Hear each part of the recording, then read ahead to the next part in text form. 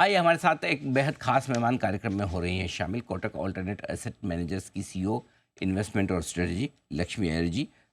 23 साल से आप कोटक ग्रुप के साथ हैं और इन्वेस्टमेंट एडवाइजरी और प्रोडक्ट सॉल्यूशंस का पूरा जिम्मा उनके पास है, चाहे वो फिक्स इनकम हो, इक्विटी हो, रियल एस्टेट हो या फिर ऑल्टरनेट एसेट्स हो। और कोटक से पहले भी आपने लंबा अनुभव लिया है रिसर्च के तौर पर करने का। एनएम कॉलेज से NMIMS से आपने MBA में फाइनेंस में MBA की डिग्री भी हासिल की है। लक्ष्मी जी, बहुत बहुत स्वागत है आपका। धन्यवाद हमें समय देने के लिए। सबसे पहले बाजार के मूड माहौल पर ही राय लेना चाहता हूँ। एक तरफा गिरावट हो गई है, जिन लेवल्स पर हम आ चुके हैं गिरते पड़ते 20-20% के आसपास के करेक्शन मिड स्मॉल कैप शेयरों में हो चुके हैं, इंडेक्स में हो चुके हैं। 12-13% हमारा निफ्टी बैंक निफ्टी घट चुका है। काफ़ी है या अभी और घटना बाकी है? Good morning Anil ji. तो सबसे पहले मार्केट्स की बारी जब आ रही है तब हमको मैक्रो समझना बहुत बहुत जरूरी है। और आज की तारीख में एक एनालॉजी देके समझाना चाहूंगी दर्शकों को कि इंडिया की जो परिस्थिति है वो टीटी जैसी परिस्थिति है। पिंग पोंग होगा कि नहीं बाद में हम बताएंगे, लेकिन एक तरफ ट्रम्प के टैरिफ है जो कि टीटी, और दूसरी तरफ है चाइना की टैरिफिक 10, जो कि विदेशी इन्वेस्टर्स को काफी आकर्षित कर रहा है। तो इस परिस्थिति में दो चीजें हो सकती है। ऑब्वियसली ये उम्मीद की जा सकती है कि ये जो विदेशी निवेशक है जो लगातार बाजार हमारे देश से पैसा निकाल रहे हैं, तकरीबन 1 लाख करोड़ निकाल चुके हैं जनवरी के महीने में, और फरवरी के अभी के आंकड़े जोड़कर। और ये भी कहा जा सकता है कि पीक से लेके अब तक तकरीबन 13-14% करेक्शन हो चुका है निफ्टी में। और इंक्रीमेंटली पेन पॉइंट शायद थोड़ा हो सकता है, लेकिन इंक्रीमेंटल जो bulk of the pain point हमारे हिसाब से बाजार के बिहाइंड अस है। तो हमारा ये मानना है कि ग्लोबल जो परिस्थिति है, स्पेशली ट्रम्प की टैरिफ जो एक पहलू है टीटी का, ये बरकरार रहेगा। लेकिन बाजार काफी हद तक डिस्काउंट कर चुकी है और फंडामेंटल्स पे फोकस ज्यादा रहेगा। इसलिए ये मार्केट में ज्यादा सतर्कता की जरूरत नहीं है। कॉशियसली डिप्लॉय करते रहना चाहिए, ना कि कैश में बैठने की सलाह हम नहीं देंगे।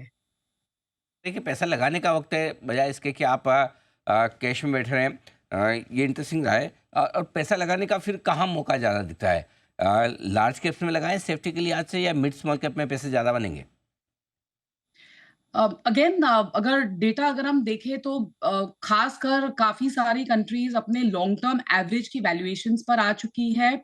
और ये काफी हद तक इंडिया के लिए भी लागू है, स्पेशली निफ्टी जो लार्ज कैप की इंडेक्स की हम बात करें, जो तकरीबन फॉरवर्ड अर्निंग्स 20 के नीचे है, 19.5 के आसपास है।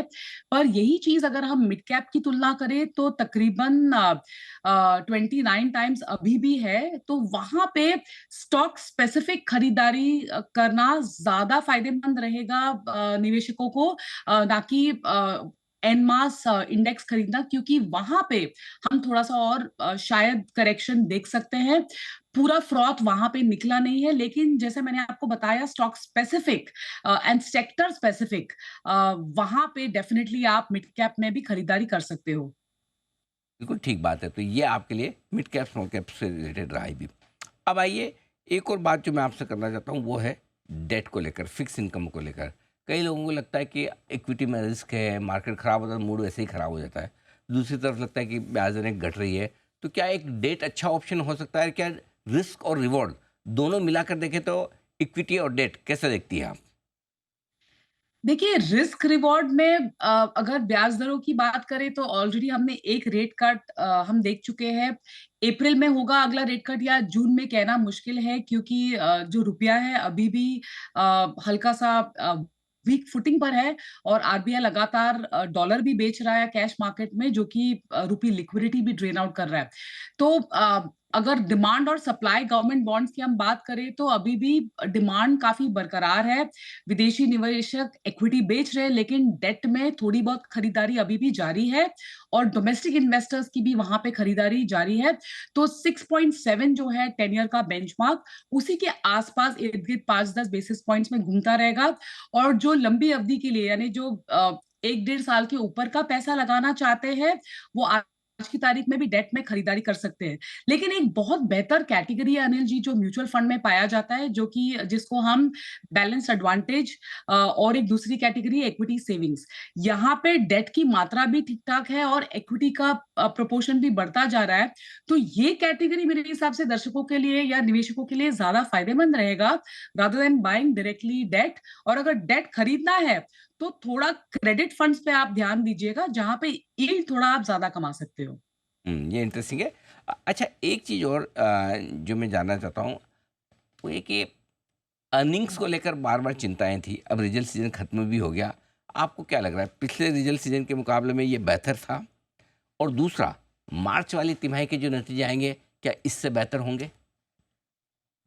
देखिए, ये जो क्वार्टर गया, इसके जो नंबर्स थे काफ़ी मिक्स्ड बैग थे। कई-कई जगहों पे हमने काफ़ी अच्छी अर्निंग्स ग्रोथ देखी है, कई-कई जगहों पे म्यूटेड अर्निंग्स ग्रोथ। तो ओवरऑल एक मिक्स्ड बैग था। ऐसा नहीं कह सकते कि बहुत ही खराब नंबर थे या बहुत ही तगड़े नंबर थे। And going into the next quarter, अब जैसे कंजम्पशन का जो बढ़ावा दिया है, वो सब अगले फाइनेंशियल ईयर से किक इन होना शुरू करेगा। लेकिन उसकी जो एक्सपेक्टेशन है, ऑलरेडी कंपनीज में फीड इन करना शुरू करेंगी। और ये जो ब्याज दरें घटी है, इसका भी थोड़ा-थोड़ा फायदा जैसे बीएफएसआई, बैंकिंग एंड फाइनेंशियल क्षेत्र में आना शुरू होगा। तो हमारे हिसाब से अगर 1350 या 1400 का भी ईपीएस ग्रोथ होता है निफ्टी के कंपनीज के ऊपर, तो ये ठीक-ठाक ग्रोथ रहेगा अगले साल के लिए।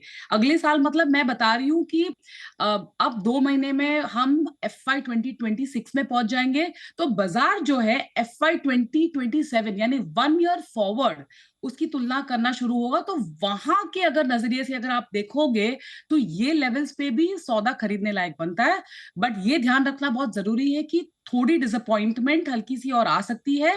लेकिन पीक से लेके डाउन तक जो हमने इतना करेक्शन देखा है, क्या वही पेस में करेक्शन होगा अगर थोड़ी अर्निंग्स डिसअपॉइंट हुई? Very very unlikely. ओके, बिल्कुल ठीक बात है। तो झटके कम लगेंगे, अब अच्छा कितना हो पाए वो देखने वाली बात है। लेकिन झटके दे रहे हैं एफआईज, लगातार दे रहे हैं, तो आप जैसे फंड हैं जिन्होंने बचा रखा है, लगातार पैसा लगा रहे हैं, ये कब रुकेंगे?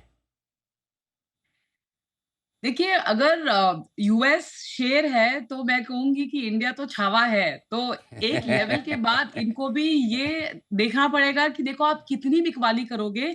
एक लेवल के बियॉन्ड चाइना को लिमिटेड आप अपॉर्च्युनिटीज़ में सपोर्ट कर पाओगे। और यूएस मार्केट्स जो है ऑल टाइम हाई पर है। और इंडिया की जो मार्केट है 13-14% करेक्ट हो चुकी है। स्टॉक्स 35-40% करेक्ट हो चुके हैं कुछ-कुछ क्षेत्रों में। तो हमारा ये मानना है कि एफपीआई की बिकवाली थोड़ी और जारी रहेगी जब तक रुपये में हमको स्टेबिलिटी नहीं दिखती, जो कि हमको लगता है थोड़ा और पेन पॉइंट झेलना पड़ेगा। लेकिन जैसे मैंने बताया, जो ऊपर जाता है वो नीचे आता है, ठीक उसी तरह जो बाहर जाता है वो अंदर भी आएगा, लेकिन थोड़ा उसके लिए हमको रुकना पड़ेगा। बिल्कुल, हम तो रुक लेंगे बस, जाना बंद करें, आने में भले वक्त लगाए कोई दिक्कत नहीं, क्योंकि हमारे पास अब इतने पैसे तो हैं, हम अपना संभाल सकते हैं। लेकिन देखते हैं कब तक होता है। अब बताइए, कहाँ पैसा लगाना आप पसंद करेंगे इस बाजार में?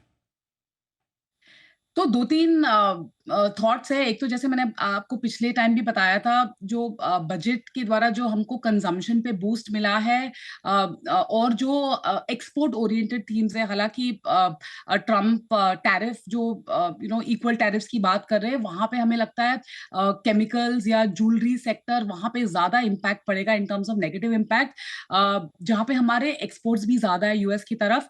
लेकिन जो ऑटो या फिर फार्मा सेक्टर हुआ, जहां पे अपने को रुपया का भी थोड़ा डेप्रिसिएशन का फायदा हो सकता है, जहां पे टैरिफ्स हाई है लेकिन हमारे जो यूएस की एक्सपोर्ट्स है वो कम है। तो वो सेक्टर जो बढ़ तो गए हैं डेफिनेटली, लेकिन वो सेक्टर अभी भी हमें ठीक लगता है। सिलेक्टिवली रियल एस्टेट, लेकिन काफी सारे अनिल जी, मेरा मानना है कि ये सिलेक्टिव प्लेज रहेंगे।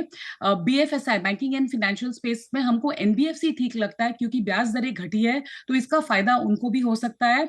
हालांकि बैंकिंग सिस्टम की लिक्विडिटी टाइट है। तो आई थिंक ये थीम्स में हमने कोई चेंज नहीं देखा हमारे हाउस व्यू में। बट क्रिटिकल ये है कि ये एनमास रैली नहीं है, ये स्टॉक पिकर की मार्केट है। तो आप जिसको पैसा लगाने दे रहे हो, वो एकदम परख के दे, वो बहुत जरूरी है।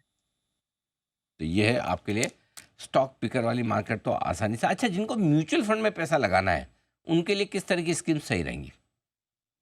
आज के माहौल में फ्लेक्सी कैप एकदम ठीक रहेगा, और अगर आपको लार्ज कैप में ही सीमित रखना है तो स्मार्ट बीटा जैसे लो वोलेटिलिटी इंडेक्स और मोमेंटम इंडेक्स का आप एक कॉम्बिनेशन बना सकते हो। वो बना के आप पैसे लगा सकते हो। Index funds definitely mutual funds में मौजूद है, लेकिन अगर आपको एक्टिव फंड में लगाना है तो आज की तारीख में या तो आप मल्टी कैप या तो आप फ्लेक्सी कैप तक ही अपने इन्वेस्टमेंट्स को सीमित रखिएगा।